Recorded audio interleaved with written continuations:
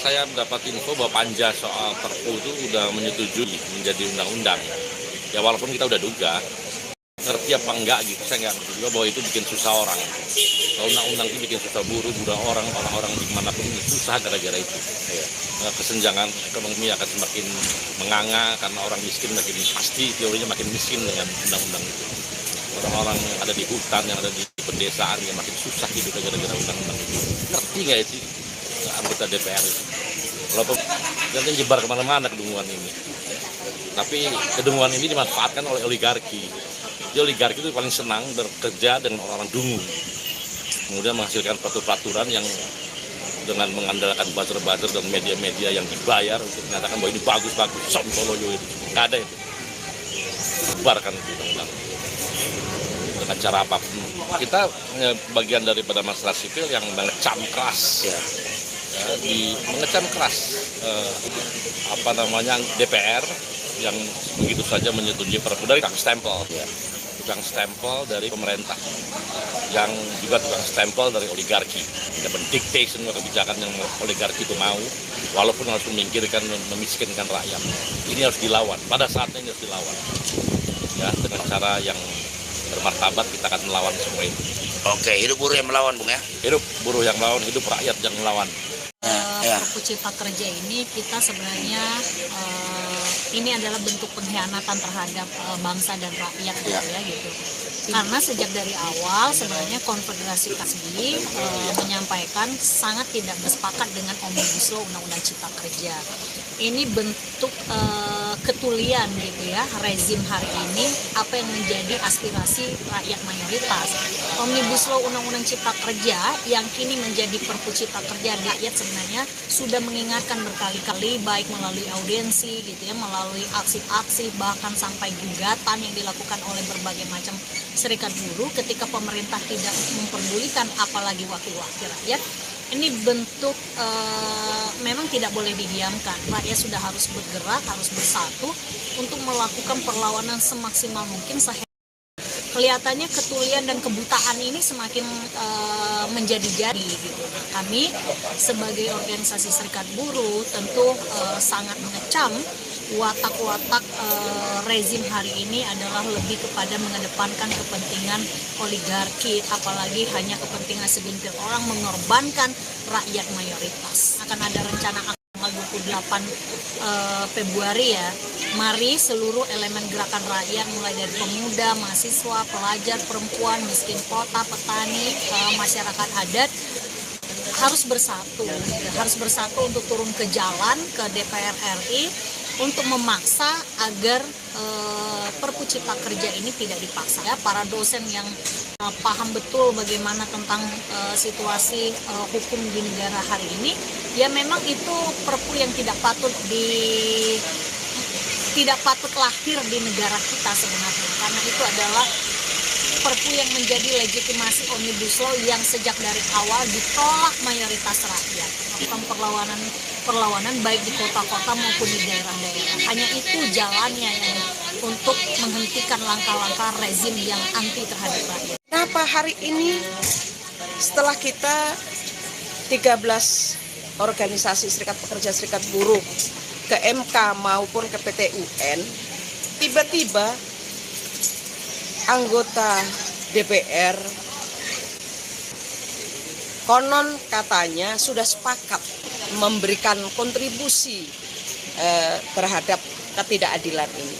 Maka hari ini pemerintah maupun DPR ini bukan wakil rakyat lagi, itu mewakili oligarki. Maka selayaknya kalau itu betul-betul kita menunggu, karena ini mengesahkan sebuah undang-undang itu pasti malam atau menjelang hari-hari libur kan gitu, supaya rakyat ini nggak mendengar tiba-tiba sudah disahkan. Makanya ini semakin brutal, semakin dia tidak terkontrol lagi. Maka kita mulai di tanggal 28 Februari, mari kita sama-sama turun ke jalan untuk menggagalkan atau membatalkan Perpu Cipta Kerja. Apapun resikonya itu, ya kita sama-sama kan gitu, kita harus berbuat. Jangan menunggu siapa harus yang memulai? Tapi kita harus yang memulai. Ibaratnya mengibarkan bendera perang. Karena pemerintah yang menghendaki, bukan rakyat. Karena pemerintah sendiri tidak peduli terhadap persoalan rakyat yang hari ini sedang banyak musibah. Tapi nyatanya rakyat pemerintah tidak pernah berpikir tentang Kanjuruhan. Ditanya bagaimana tindak lanjut tentang sebuah tertawa, tapi bukan tegas seorang pemimpin, harusnya tegas untuk menjawab. Tapi hari ini saya mau katakan kepada Presiden Jokowi, apabila Anda tidak mampu lagi, maka Anda lebih bagus mengibarkan bendera putih atau turun.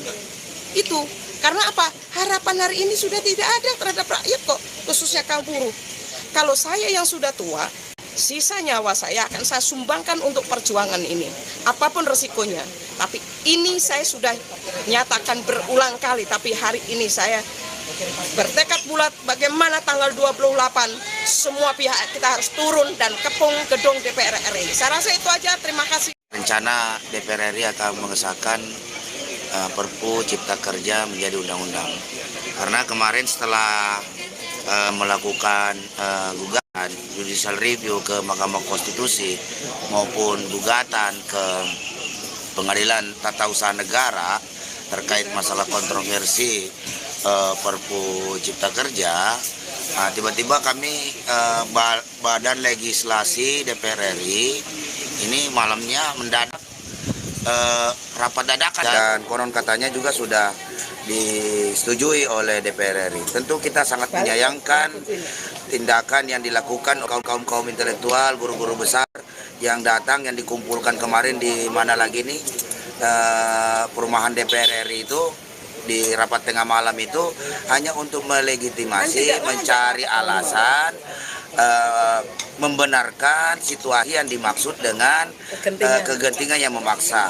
Ini kegentingan yang memaksa atau memaksakan kegentingan yang mengataskan dirinya sebagai guru besar atau kaum cendekiawan ini justru menurut saya sungguh sangat memalukan dan memilukan, karena seharusnya kaum intelektual itu benar-benar memikirkan rakyat, berbicara hati nurani, berbicara tinggal akal sehat, bukan lantas kepintaran Anda, kepandaian Anda itu digunakan untuk melegitimasi sesuatu yang sudah jelas-jelas diprotes oleh seluruh Indonesia, gitu kan? Tapi masih saja Anda mencari alasan untuk bagaimana caranya melegitimasi sesuatu yang barang yang tidak konstitusional untuk dapat dikatakan menjadi konstitusional. Ini tentu saja akal-akalan yang tidak bisa dibiarkan. Negara ini tidak boleh dipenuhi dengan akal-akalan. Akal-akalan para legislatif hanya memenuhi, hanya menggugurkan kewajiban. Di sana ada perampasan tanah, di sana ada perampasan hak buruh, hak rakyat lainnya, yang harusnya undang-undang itu mensejahterakan rakyat, ini malah seperti cenderung ya sudah takluk dengan oligarki. Dan tentu saja ini kita kecewa semua dengan sikap DPR seperti ini. Maka masih kita butuhkan nggak? Maka perlu kita berikan apalagi ini sebuah aksi besar mengimbau kepada seluruh rakyat Indonesia. Ayo kita sukseskan agenda protes rakyat Indonesia pada tanggal 28 Februari nanti. Kita bersama-sama sambil menunggu nanti hasil rapat konsolidasi berbagai macam elemen dilaksanakan di seluruh Indonesia.